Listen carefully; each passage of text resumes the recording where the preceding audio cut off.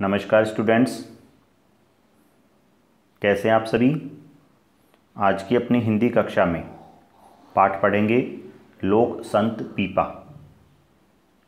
जी हाँ स्टूडेंट्स, पूर्व की वीडियो में भी हमने ये पाठ पढ़ा था जिसमें लोक संत पीपा के बारे में सामान्य जानकारी जो है वो आप लोगों को दी गई थी। लोक संत पीपा का जन्म खींची चौहान राजवंश में हुआ था।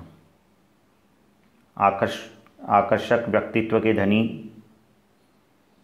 पीपा जब युवावस्था में पहुंचे तब इनके पिता की मृत्यु हो गई और ये गागरोन के शासक बने। जनता को अच्छा शासन इन्होंने उपलब्ध करवाया और जनता के बड़े चहेते राजा थे। लेकिन धीरे धीरे सांसारिकता से दूर होते चले गए और स्वामी रामानंद के शिष्य बने।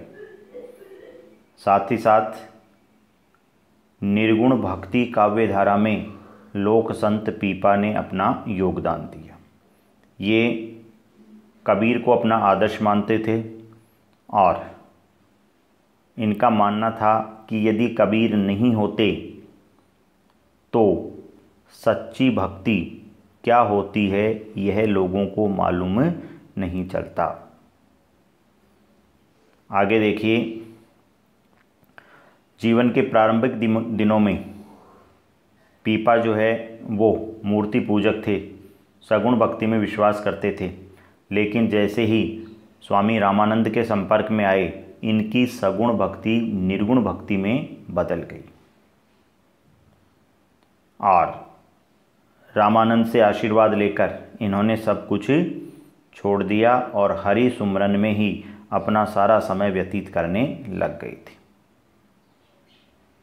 इन्होंने गुरु की महिमा का बखान करते हुए कहा है कि यदि किसी को सच्चा गुरु मिल जाए तो वह व्यक्ति सबसे भाग्यवान होता है, क्योंकि एक सच्चा गुरु ही अपने शिष्य को सही रास्ता दिखाता है। इनका मानना था कि देवता, मंदिर, इन सब में धूप दीप, इन सब में कुछ नहीं है, ये सब दिखावा है, ये सब आडंबर है। अपने गुरु की महिमा का बखान करते हुए इन्होंने कहा है कि मैं तो लोहे के समान था, लेकिन सतगुरु रामानंद के संपर्क में आने से उन्होंने लोहे को कंचन यानी सोने में बदल दिया। मैं तो अपने गुरु के पाँवों की मिट्टी के बराबर भी नहीं हूँ।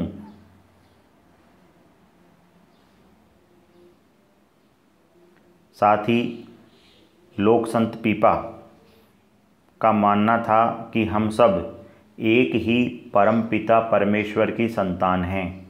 कोई बड़ा नहीं है, कोई छोटा नहीं है, सब समान हैं।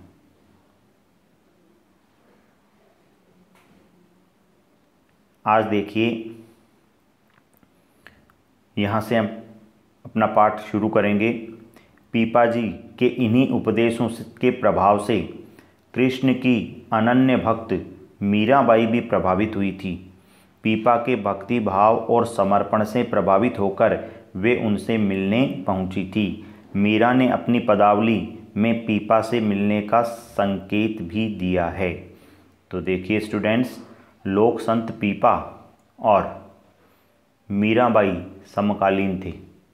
मीराबाई भी लोक संत पीपा से काफ़ी प्रभावित थी और उन्होंने अपने पदों में बताया है कि वो पीपा से मिली थी। क्या कहा है देखिए, पीपा को प्रभु परचो दीनों दियो रे खजानों पूरी। उन्होंने अपने पद में लिखा है कि हे भगवान, आपने पीपा पर अपनी कृपा दिखाई है। आपने अपनी भक्ति का जो खजाना है वो आपने पीपा को प्रदान किया है। उसी तरह आप मुझे भी अपनी भक्ति का जो खजाना है, भक्ति का जो प्रसाद है, वो आप मुझे भी दीजिए। देखिए स्टूडेंट्स, हालांकि पीपा और मीरा की भक्ति में अंतर है। पीपा थे निर्गुण भक्ति धारा के कवि, और मीरा जो है वो है सगुण भक्ति धारा की कवि। पीपा ने अपनी भक्ति भावना द्वारा समाज के उपेक्षित वर्ग के हृदय में आत्मविश्वास, आत्मनिर्भरता, हिम्मत, दृढ़ निश्चय जागृत करते हुए समाज के रूढ़ि बंधनों को तोड़ने की चेतना का भाव जगाया है। आपको यहाँ से अंडरलाइन करना है। एक प्रश्न आएगा कि पीपा ने अपनी भक्ति भावना द्वारा समाज के उपेक्षित वर्ग में आत्मविश्वास किस प्रकार जगाया। तो पीपा ने अपनी भक्ति भावना द्वारा समाज के उपेक्षित वर्ग, समाज का उपेक्षित वर्ग कौन है? देखिए, पूर्व के वीडियो में आपको बताया था कि हमारा समाज 4 वर्गों में बटा हुआ था, ब्राह्मण, क्षत्रिय, वैश्य और शूद्र। तो ब्राह्मण, क्षत्रिय और वैश्य जो थे ये अपने आप को बड़ा मानते थे, ऊंचा मानते थे, और जो शूद्र होते थे उनको नीचा मानते थे। तो पीपा ने कहा है कि ये जो शूद्र वर्ण है ये समाज का उपेक्षित वर्ण है, इन लोगों में आत्मविश्वास की कमी है। तो संत पीपा ने अपनी भक्ति भावना द्वारा जो समाज का उपेक्षित वर्ग था उसके मन में आत्मविश्वास पैदा किया, उनको आत्मनिर्भर बनने के लिए प्रेरित किया, उनको हिम्मत बंधाई और दृढ़ निश्चय उनके मन में जागृत करते हुए समाज के जो रूढ़ि बंधन है, पुराने बंधन हैं, बाह्य आडंबर हैं, उनको तोड़ने की चेतना का भाव जगाया। राजा होते हुए भी अपना संपूर्ण वैभव, ऐशो आराम त्याग कर समाज सुधार और निर्गुण भक्ति साधना के प्रति उन्होंने अपना जीवन लगा दिया। यह उनके जीवन की सबसे बड़ी विशेषता रही। ठीक है, लोक संत के रूप में पीपा इसलिए भी अति प्रिय थे क्योंकि वे हिंसा के घोर विरोधी थे साहब, हिंसा के घोर विरोधी थे। मांस भक्षण की वे सर्वथा निंदा करते थे, मांसाहार को वे वर्जित मानते थे।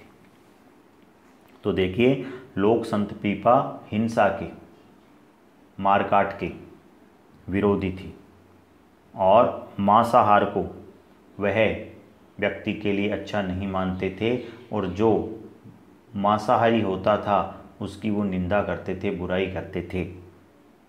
क्या कहते थे? जीव मार जीमण करे, खाता करे बखान, पीपा पर तक देख ले थाली माही मशान। मशान कहते हैं शमशान, जहाँ पर मुर्दा जो होता है उसे जलाया जाता है, उसकी अंत्येष्टि की जाती है। तो पीपा कहते हैं जीव मार जीमण करे, कि किसी जीव को मारकर जीमना यानी खाना, और खाते समय उसकी बड़ाई करना कि देखो कितना अच्छा है। पीपा परथक, परथक का मतलब होता है प्रत्यक्ष, देख ले थाली माही मशान की। पीपा कहता है कि देखो ये मनुष्य कितना मूर्ख है कि अपनी थाली में शमशान सजा रखा है। जिस चीज का स्थान शमशान में है उस चीज को अपनी थाली में सजा रखा है और उसे खा रहा है। तो हम कह सकते हैं कि संत पीपा जो थे वो मांसाहार को जीवन में वर्जित मानते थे।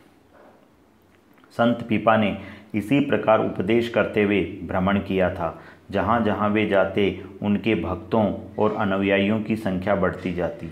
जिस किसी को भी पता चलता कि पीपा राजगद्दी त्याग कर भक्त बने हैं तो भीड़ की भीड़ उनके दर्शन करने के लिए आ जाती थी। बड़े बड़े राजा, नवाब, धनिक, पैसे वाले लोग आदि उनके उपदेश सुनते। पीपा की निर्गुण निराकार ब्रह्म का पीपा जी निर्गुण निराकार ब्रह्म का उपदेश देते और मूर्ति पूजा का खंडन करते थे।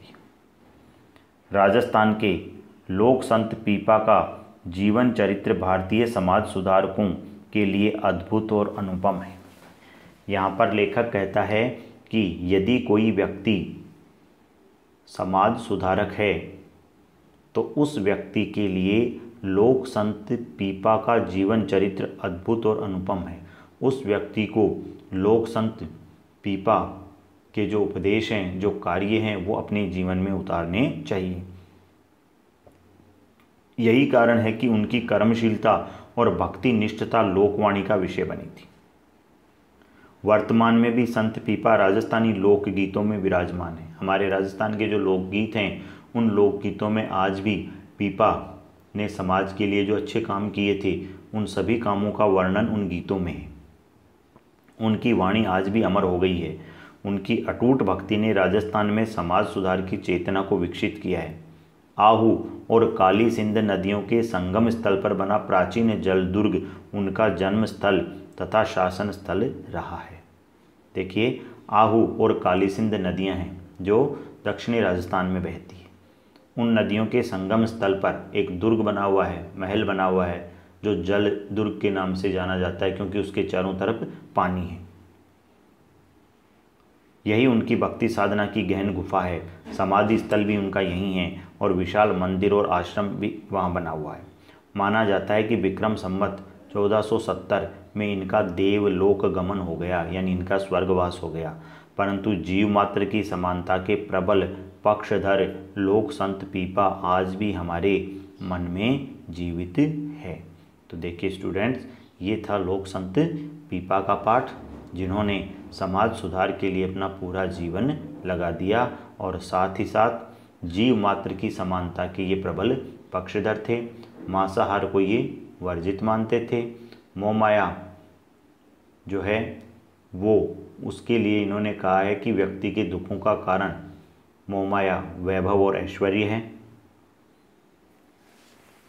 आज के इस वीडियो में इतना ही। अगले वीडियो में इसके प्रश्न उत्तर देखेंगे।